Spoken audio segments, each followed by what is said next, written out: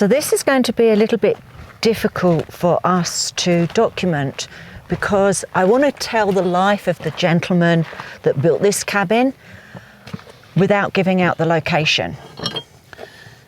Yeah, this is going to be... Because it's such an interesting story. Wow. So I'm going to call the gentleman Mr. J, and he was born in 1899, and he was a World War I veteran, and he came out here to the desert in the 1920s.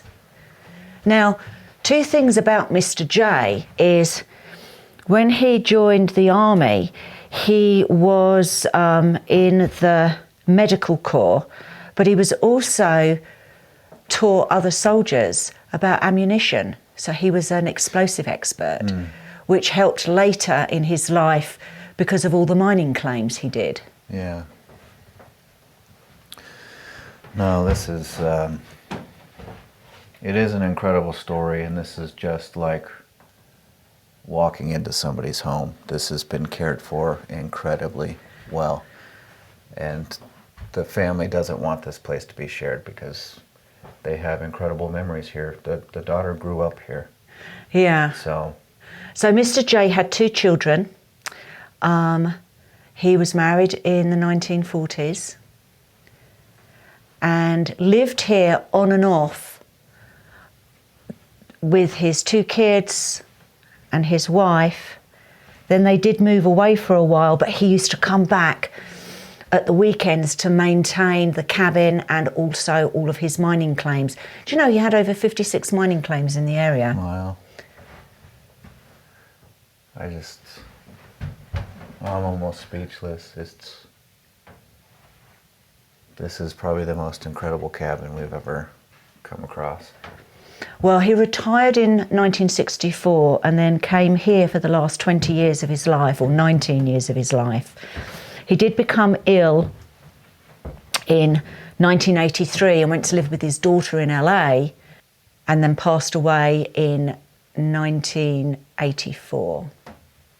So this now is a volunteer cabin and people can come up and stay, but they have had some issues with vandals, those damned hooligans, who decided to start pulling the wood off the assay's office and using it as firewood, which is another reason why they don't want us to give out the location. And it's such a shame because Mr. J has got such an interesting story. I could go on and on and on about the mines, what he did for veterans, his two children, but unfortunately, if I say too much, people will figure it out. So can you imagine living out here for the best part of 50 years? Yeah, I mean, that's... And hand building this cabin. Now, one thing about Mr. J is apparently he had a pet badger for several years that lived under this cabin. True story.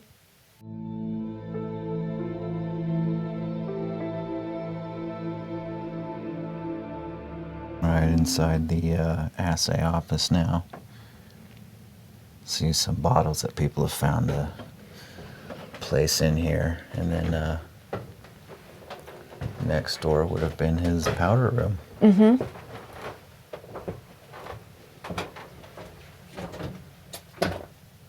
And there you have it.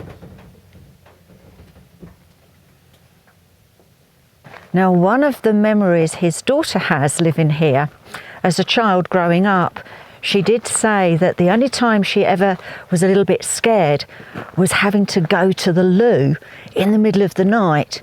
This is how she would have to walk down.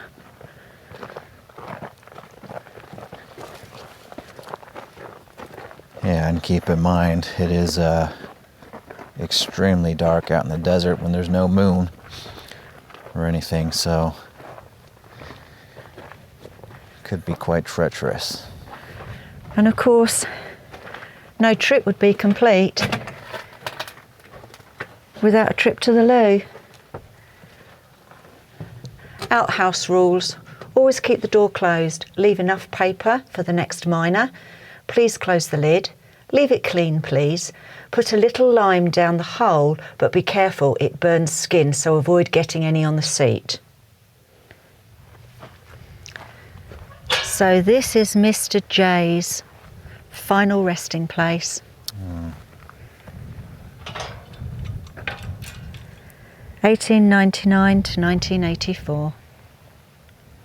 Father and friend.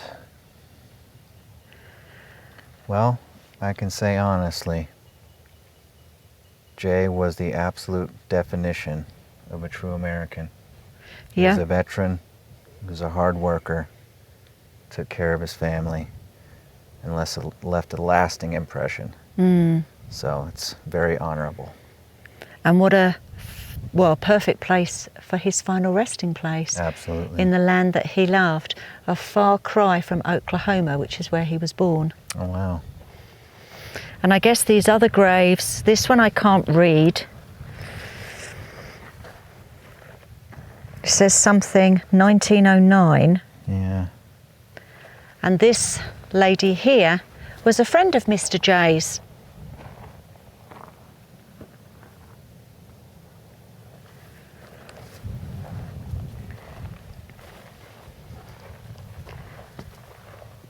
Cute little graveyard.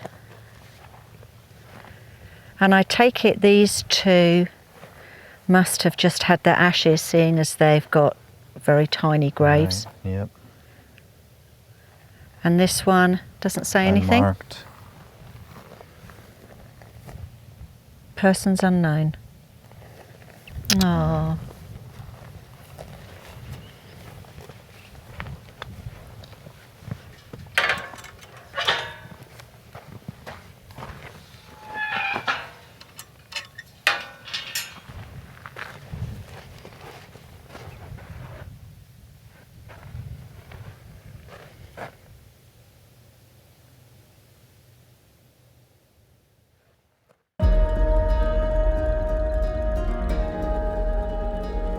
You come across these cabins with no names.